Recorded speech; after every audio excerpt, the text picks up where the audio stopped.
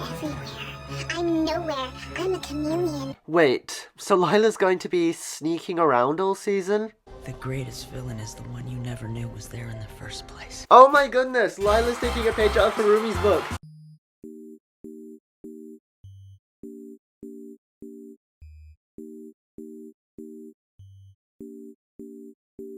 Hello everyone, and welcome back to a critical retrospective. And my goodness, the hiatus is finally over! Seriously, waiting for season 6 has been such a rollercoaster of emotions for me, I swear. And so I've decided to finally start reviewing each episode in its own video. I was initially planning on making this one giant video for every 5 episodes, but then I put up the poll and you guys said you would have preferred if I did one video per episode. And I realized as well that that would be way easier for me. So here we are now in this new format of more regular reviews for each episode. And I am really excited for this new era of Miraculous, let me tell you. So let's start with episode 2 for some reason, because this is Miraculous, the Illustrhater. Seriously, why can't they just air episode 1 first? I mean, is it really that hard to ask for basic chronology? So without further ado, let's dive right into this new era of Miraculous, for better or worse.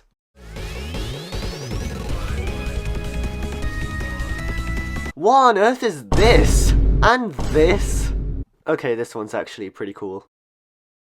One of the biggest talking points surrounding Season 6 leading up to its release was the new animation style. Many people hated the idea of changing the style, and others loved it. And honestly, I can see where both sides are coming from here. On one hand, it is a pretty big change that is going to take some getting used to, I'll admit. We have had 5 seasons of the same rotation of animation studios working on episodes, and regardless of how inconsistent the quality of the old days was, at least the animation style stayed consistent, you know what I mean? I can definitely see why being thrust into this new paradigm can be a bit disconcerting to a lot of people. And I'll entirely admit, I have been a bit back and forth on this issue myself. I have spoken at length about how excited I am about the new season, and even about the new style, but other times I just think, I don't know about this one, Chief. Especially with some of the designs that they've gone with. I mean, I'm not the hugest fan of Adrian's new design, for example. His hair just looks a little bit too flat. And there's something weird going on with his face. I mean, I can't quite place it. Maybe some of you in the comments will get it, I don't know. Or maybe I'm just looking for issues that aren't really there just because I'm not used to it, and eventually I'll grow accustomed to it. And it's not like it's impossible to grow accustomed to it. After all, I've got plenty of time to watch these episodes and finally figure out how I feel about the new style. Because on an objective technical level, it does look nice. While the character designs put me off a little bit for some characters, Adrian included, I cannot deny that the lighting and the motion of the characters is top notch. And I can definitely understand why this had to happen in the first place. As far as I'm aware, the reason this animation change happened was because the old animation softwares they were using don't work properly anymore. So it kind of forced them to move to a more contemporary architecture. And you know what? Now that we know the truth, I can definitely respect their approach. It still feels like the same show. They're the same characters, same voice acting, same music for the most part. All that's really changed is that the visuals and character designs have been slightly updated, which in story does make sense. We are living in a post-Gabriel Wish world after all, which kind of begs the question. We know that the Wish destroys and remakes the universe in the image the Wisher sees fit. So does that mean all of the characters we've grown to know and love across 8 years are dead? Are we following the same characters anymore, or identical copies? Is that why the animation style changed? Will Harumi return in Ninjago Dragons Rising? How about we move on, shall we? Clearly I'm in way too deep.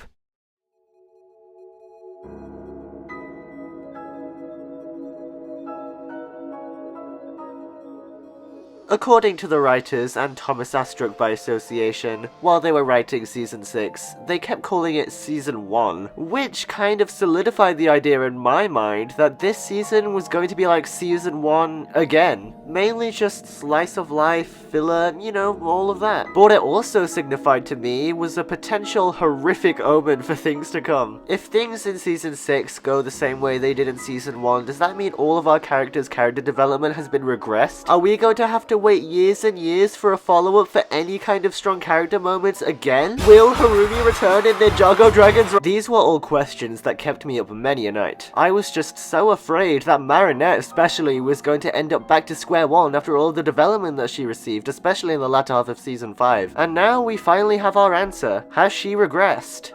Well, I mean, I don't really think so. Keep in mind, this is just my personal opinion. You can feel completely different to me about Marinette in this episode, and in fact in the entire show, and I will not hold it against you. But to me, she does seem like the same old quirky Marinette we've gotten used to, but it doesn't feel like that's a bad thing as much anymore. After all, this is a new saga for the show, and she is, surprisingly, funny in this episode. I know, right? It's a Christmas miracle. Marinette has never really been all that funny to me, especially when she's pining after Adrian, but she's actually pretty good in this episode. I don't really get it. Maybe it's the new style making me look at things differently or something, and this kind of Marinette has always been there and I just failed to see it? I don't know. Either way, she's pretty funny in this episode, trying to make sure the date with Adrian goes absolutely perfect because she's scared of things slipping out of her control. It makes sense for her character to behave this way, and personally, I'm just glad that she's not a stalker anymore. Thank goodness she's not channeling her weird obsessive feelings into literally committing crimes. Here's some of the highlights from this episode for me. Marinette transforming into a superhero and just doing menial tasks for people in Paris to avoid her responsibilities to Adrian. I'll admit, it was pretty funny. Plus, the opening scene with Alia was pretty entertaining. They have a lot of good witty banter between the two of them, and the new style is really helping things in that matter. I mean, they're way more expressive than they were in the original show, that's for sure. Plus, I know this is kind of off topic, but I really like Alia's new haircut. It reminds me of Zelda's haircut in Tears of the Kingdom, so obviously I'm super biased in favor of it. Anyway, let's get back on topic. Marinette in this episode. I tend to go on tangents all the time. You'd know if you watched my live stream, which most of you did anyway. Most people watched this episode and came to the conclusion that Marinette had regressed in her character arc, and I can see where those people are coming from because there is evidence to this. In the season 5 episode Protection, she decided to stop making over-the-top plans for Adrian and just decided to take things as they are and to just do things with Adrian spontaneously, and they actually committed to that for the rest of season 5. Whoop-de-doo, another Christmas miracle. But here she is again, acting like she was in season 3 and 4. I mean, I do kind of get it. I mean, we do need to have a season-wide conflict, but why are they rehashing the same thing again and again? It's getting a bit old at this point. While I do understand the idea that people do need to learn the same lesson over and over again sometimes, when I look deep inside my heart and wonder, what do I truly want from season 6? It's not this. I wanted more of a follow-up from the season 5 finale and all of the implications that it gave. And while I don't think they're doing a great job at this so far, what with this kind of fillery episode, there is one thing that does stand out in a very good way. One character who made this entire season worth the wait.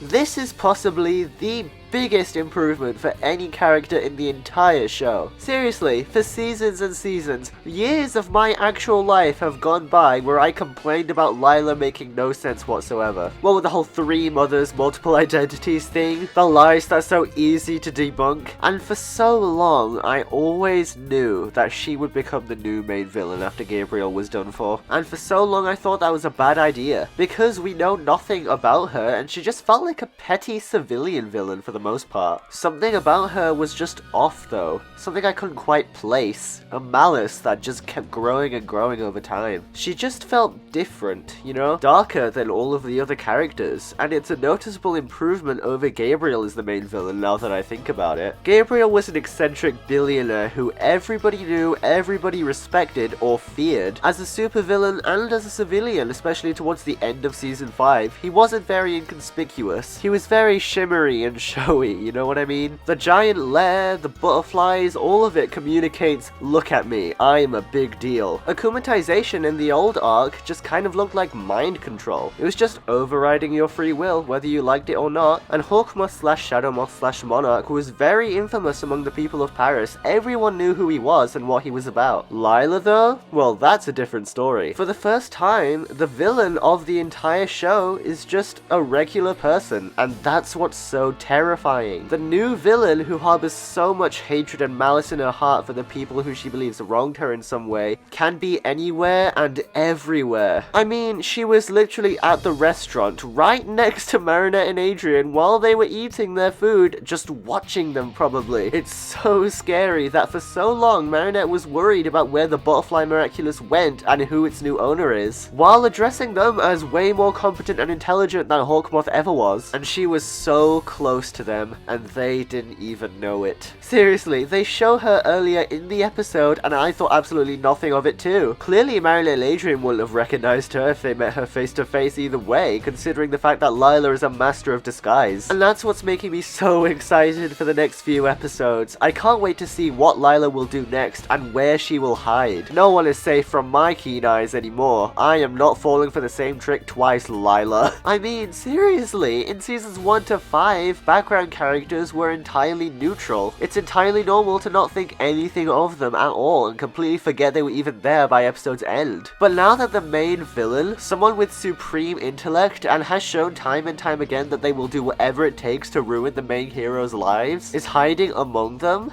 it's chilling to think about. Lila is a character and a villain I'm finally taking seriously. Unlike Gabriel, I never took that guy seriously. Well done, writers. You've managed to fix one of the most contentious characters in the whole show. Good on you. Let's hope that you can keep this momentum going for the rest of the season, which I'm pretty optimistic about.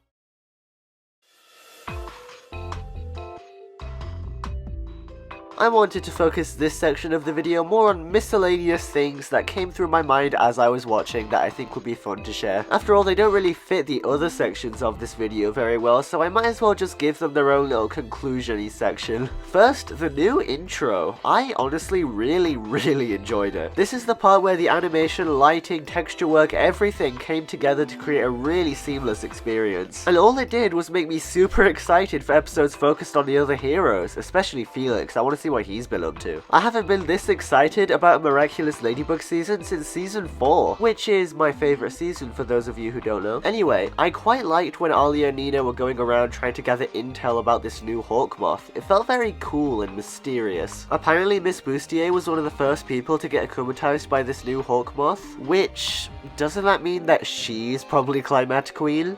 You know what, fair. I was assuming it would be a kind of Stormy Weather 3, but you know what, I can see this kind of direction working. Especially considering the fact that Recreation literally ended with Miss Bustier as mayor and seeing all of the changes that she's made to Paris. Following through on that does make sense. Anyway, just one last little thing before we wrap up this review. I wasn't the hugest fan of the little girl's voice. It just didn't really feel like a little kid was talking, and so it kind of ruined my immersion whenever she was on screen. However, it is pretty funny that her name is Maya, considering the fact that that's the name of the animation software the animators stopped using. Good one, guys. I'm glad that we could end things at least somewhat on a high note, because this episode was pretty interesting, and while I did have my issues with it, it did feel very fresh. Which, for Miraculous, that's amazing. I cannot stress enough how old things had gotten by the time season 5 rolled around, and so I can absolutely respect everybody who worked on this new season for making things finally feel new and fresh. You guys made a great first impression for this new era of Miraculous, and I can't wait to see what happens next. I have no idea what number 1 is going to be on my All Miraculous Season 6 episodes ranked video. It could be coming very soon, or it could be the finale. Who knows? We'll just have to wait and see.